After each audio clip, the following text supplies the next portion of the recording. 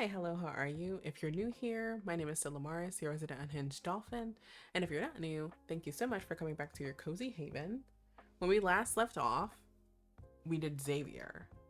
And now, we're gonna do the cardiac surgeon himself. I can't answer the phone as I chase pumpkin maggots to the residential area. Then, the signal suddenly disappears. Unable to pursue it any further, I stop in my tracks to catch my breath. I call Zayne. Hi, Zayne. Did you lose track of your target? No. How do you... Hey! Pay attention to where you're going. You have to be careful when you're standing in the middle of the road. Vehicles are dangerous, even the ones with two wheels. He knows what's going on my end. Is he? I turn around and a stray cat warily stares at me for 2 seconds before quickly running away. Its figure becomes a blur as it dashes past the wall. Did you think I was behind you? Damn, Zayne! Where are you? How do you know this? Look up. I'm upstairs. Right across from you, to be exact. So you just watched me struggle? Is that what we do now? You know, Zayne, you're not invited to my cat-themed birthday party. A moment later, Zayne appears before me with a medical kit. Did I get hurt? Link on New Year's home treatments for the elderly who live alone. I lean down and read the slogan that's stuck to the box. Tell me the truth. How long have you been watching me from someone else's balcony? It was a coincidence. As soon as the consultation I don't ended, the believe old in man took me to the balcony. coincidences. Why? His flower is sick. Yeah, sure. He wanted me, the doctor, to treat it. Oh, yeah. Yeah, I bet he did.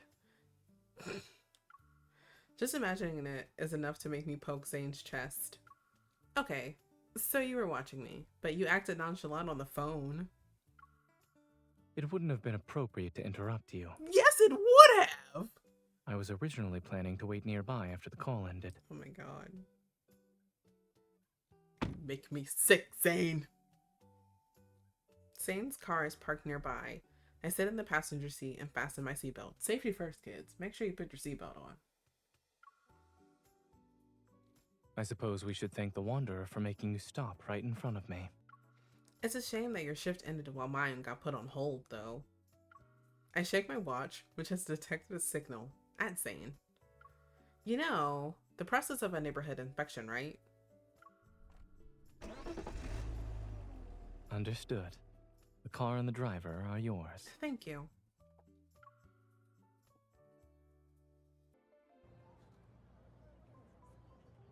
After driving around for a while, the Wanderer's signal completely disappears near the Lincoln New Year market. With my work put on hold again, Zayne and I take a detour. We walk around a lively event area. Shooting rings, ring toss, rocking horses. Zayne, did you play those as a kid? I didn't play any of them. Oh. Plans always change, and so there was something else to do. Oh. I purposely wagged my finger in front of him. Is it because playing games wasn't important to Zayne? Something just came up. I'm adding it to my schedule, and we'll get to it soon enough. As for playing games, that will be postponed indefinitely. You haven't seen it happen, but you speak as if you witnessed it before. Oh yeah, no, I can imagine it, Zayne. That sounds so like you. Not exactly. I might have been on the balcony and watching you in secret, though. We continue walking. Many children surround each stall. They stand on their tiptoes and crane their necks to watch something. They look so eager. Doesn't it make you want to join in on the fun? If we're doing an activity together, I can put it on my schedule. It'll be the highest priority. The signal near the stall to our right is noticeably strong. I stop in my tracks and see two children competing in a game of ring toss. The child who lost drops a consolation prize and unhappily shakes off the winner's hand. I think I just saw our friendship be destroyed. Zayne, if that were us, what would you do? This is an exam question for a kindergartner. Oh my god. Oh? It seems like you believe you'll get a perfect score. I always got perfect scores. Why did he sound so melancholic about that? Oh my god. You okay, Zayne? Do you need a hug? In just a few seconds, the two children whisper something to each other before they start playing again. If I was the one who lost, what would you say to me? I'm more curious about what expression our Zany will have if he loses. Will you cry? I give him an expression that makes it look like I'm sobbing. Zayne raises an eyebrow. Losing in a game and shedding tears aren't on my resume. Then what is on your resume? Being a cardiac surgeon? Just because it hasn't happened before doesn't mean it never will. Join me. Who knows? You might experience something unexpected one day. Once we get rid of Pumpkin Magus, let's do something you've never done before. How does that sound? All right. Fortunately, I happen to have all the planners from my childhood. You know what? That sounds like such a Zane thing to have. Many of them should be related to games. Oh my god. When he finishes speaking, a strange black blob swoops down. Pumpkin Magus flips over the stall it uses cover, and bags of marbles fall to the ground. Zane! It's at 7 o'clock. Work often starts at that time. Oh my god, shut up, Zane! That was so bad! I can't believe you said that. After Zane and I chased Pumpkin Magus away, I patrolled the area for a few days. Pumpkin Magus doesn't dare show itself for now, and the Lincoln New Year's market regains its usual liveliness. The association informs me that I'm only expected to work twice a week. This means I can prepare myself for a vacation. Zane and I agreed to take the day off today. We go to the market and check out the games that we didn't play as a child. It's hard to imagine she didn't play games as a child. Ring toss? No. Let's do archery. You took your time and chose archery in the end. Why? Well, there's no line. Do I need another reason? I follow Zane's gaze to the archery range. Only one couple is there. The man is teaching the woman how to draw a bow. All of their gestures are natural and sweet. Don't tell me he knows how to do archery. I realize something and teasingly look at Zane. Do you need an exclusive lesson from a hunter? I know all shooting theories like the back of my hand. Smiling, Zane shakes his head, picks up a toy bow from the shelf, and gives it to me. I can see you're confident in your skills. In that case, let's play for one round. Brothers, I think we're cooked. The toy bow is mediocre. After 2 shots, I walk up to the paper target to check the results. Not bad. Let's keep going. On the shooting line, Zane doesn't return to his position. Instead, he leans over and wraps his arm around me as I draw the bow. Oh my god, Zane, we're in public. Why are you so close? Back up, bro. My pose should be correct. He loosely holds my hand, and his voice is right next to my ear. This is a sore time to have headphones on. Perfect. But when you're using a toy bow, you need to adjust your strength and posture. Yep. You'll get better results that way. Why did it get closer to my ear? Move your hand up. Yep, it's very close to my ear. My brain, I can't compute. Oh. Keep your posture in mind. The unholy amounts of screaming that I want to do, but I don't want to hurt your ears. Your ears are precious, and I love that. I love your ears. There, you get kisses. Don't look at me. Look at the target. I'm sorry, I screamed anyway. I focus my attention back on my posture. My breath syncs up with Zane's as I relax. Then I aim and release the arrow. It's a perfect bullseye. Zane releases me. You love to see it.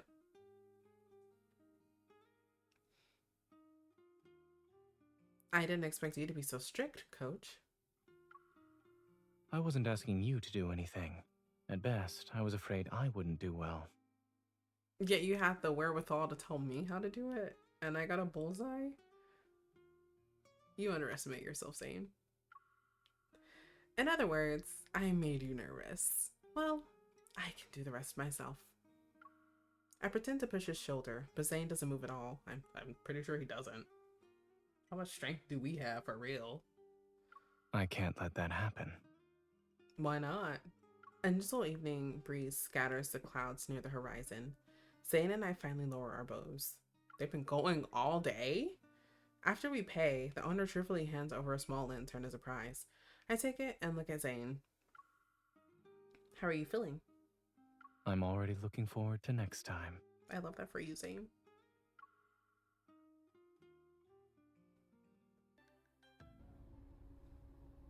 We are once again back in the car. The next day, Zayne and I find a new game, making Lincoln New Year's lanterns. Halfway through the drive, I'm still looking at the lantern display photos on my phone. I'm trying to find a good reference. All of them are cute. I can't choose. You don't need to rush. Let's check the items at the workshop. Perhaps we'll come up with a new design. Speaking of which, maybe you should be the one who will decide what lantern we'll make. Huh? Make a Lincoln New Year's lantern. I saw it in your winter break plans for when you were in elementary school. Zayne, what kind of lantern were you planning to make back then? I don't remember. Perhaps I wasn't thinking about it too much. Did your teacher assign it as winter break homework? No. If it was an assignment, I certainly would have completed it. That sounds like something a Zayne. That sounds like something Zayne would do. I hated getting packets as a kid. They were annoying. It's supposed to be my winter break. Why do I have to still do homework?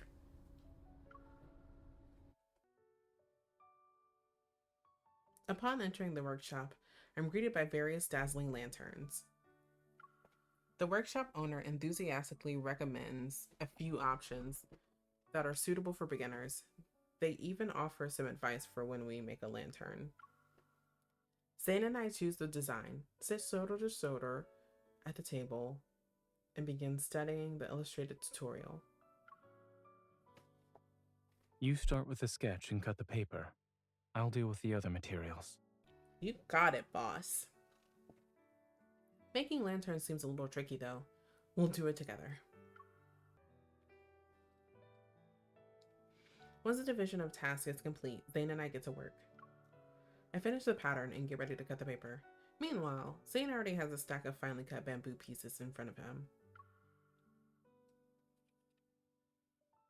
These bamboo pieces look really pretty. Ow! As my fingertips brush against the smooth bamboo, I suddenly feel a sharp needle-like pain shoot through me.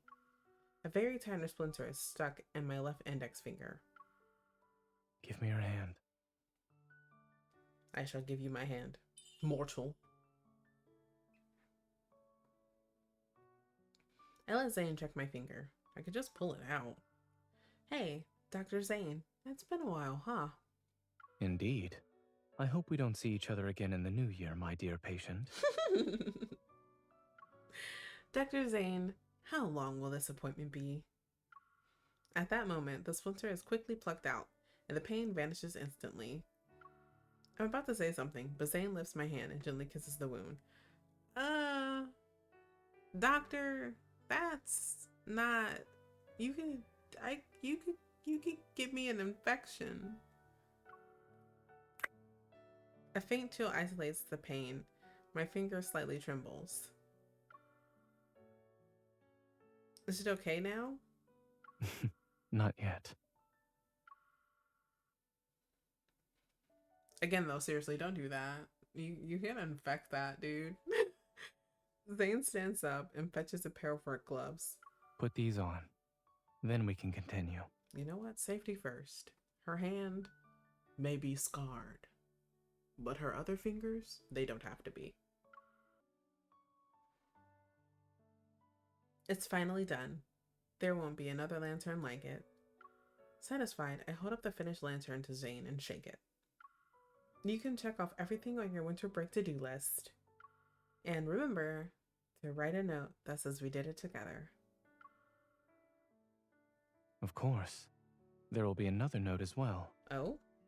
On an unspecified date, I have sown childhood memories with her. So, you're gonna make me ink. Alright. Yep, and then we gotta lock in for Caleb's. On the night of the Lantern Fest, I attend as a hunter whose main task is security. I'll be trying to track down Pumpkin Magus. Once I'm sure that everything is okay, I return to the park's entrance to meet up with Zayne. They all look crowded. so spiffy. Hold my hand and don't get lost. When our fingers entwine, I yank our clasped hands. There are so many people here. Holding hands might not be enough to keep us together. We gotta wrap our arms around each other. The event you spoke of only has a 50% chance of occurring. Well, the other 50% is me just wanting to be with you. Shut up and take my hand. The bustling crowd surrounds us, and Zayne pulls me into his embrace. Whether or not you'll be pushed closer to me also has a 50% chance of occurring. Yeah, I bet it does. What kind of probability rule is this? Zayne's Law? We could call it that. However, it's not ready to be revealed to the world yet. So for now, it can only be between me and you. I poke his firm waist through his clothes. There are so many people. Can we really do this? The lanterns are more captivating. People only look at what they want to see. Do you want to see me? You're gonna be me. Following Zayne's gaze, I see the vibrant, intricate lantern sway in an orderly fashion. Before I know it, Zayne's gaze has shifted. With a gentle expression, he looks at me. In this shimmering light, I can't help but lean closer to him. Your eyes. As our noses almost touch, his hand tightens around my waist. I tilt my head back to create some distance. Then I wink and mischievously smile. Nothing special is inside them. I must be seeing things. My vision blurs as a slightly wet kiss, reminiscent of melting ice and snow, touches the area above my eye. Above it? Is he kissing my eyebrow? Pop off, Zayne. Now can you see clearly? Did he blow in my eye? I was talking when whatever he did happened. After walking around the garden, we decide to sit in the rest area for a while. The terrace isn't exactly spacious, the lights are dim, and distinct sounds can be heard. I rest my head against Zayne's shoulder and quickly take in the view with him. In the seemingly endless night, the stars resemble the breaking dawn, and amidst the dreamy, scattered lights, everything around us is silent. I feel like the hustle and bustle of the human world has faded away. Zayne, why did you make plans to attend the festival as a kid, only to not go? It doesn't matter anymore. Right now, I believe having a few regrets isn't that bad.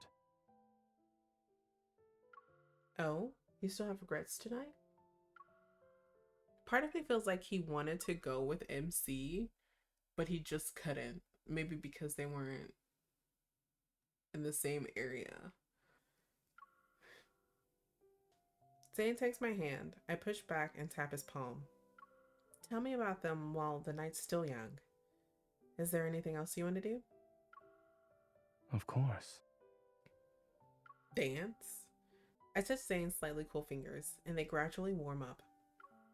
A chill brushes past the nape of my neck, gentle yet firm. It urges me toward him. Oh my god, are you guys gonna kiss again? A lingering kiss falls, like the evening breeze that passes us. It carries away the noise and embraces the moonlight.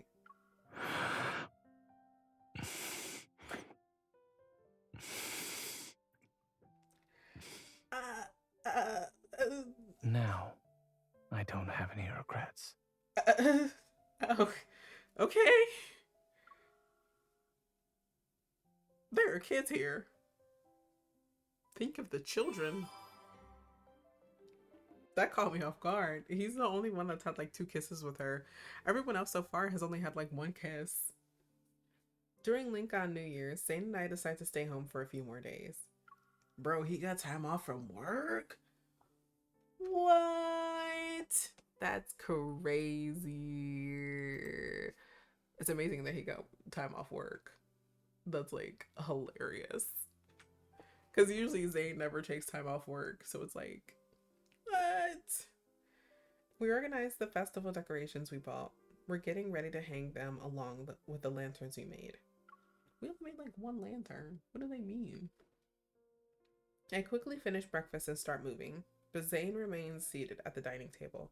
He has no intention of leaving. Is this my room? Maybe we can put up a few more strings with those lights we bought in that corner. Zayne, are you still eating? I'm not hungry. Huh? His voice. Is he sick? I dragged Zayne to the sofa and carefully examined his expression in delight. Zayne, do you have a toothache? Yes. Did you take your antibiotics? I did. I pressed my hand against Zayne's chest and sit on his lap to scold him. And you refuse to tell me about it because you don't want to see the dentist? I guess I'll have to use the same tactic later. I already scheduled a dentist appointment. It's in several days. Several days is too long. It needs to be immediately right now.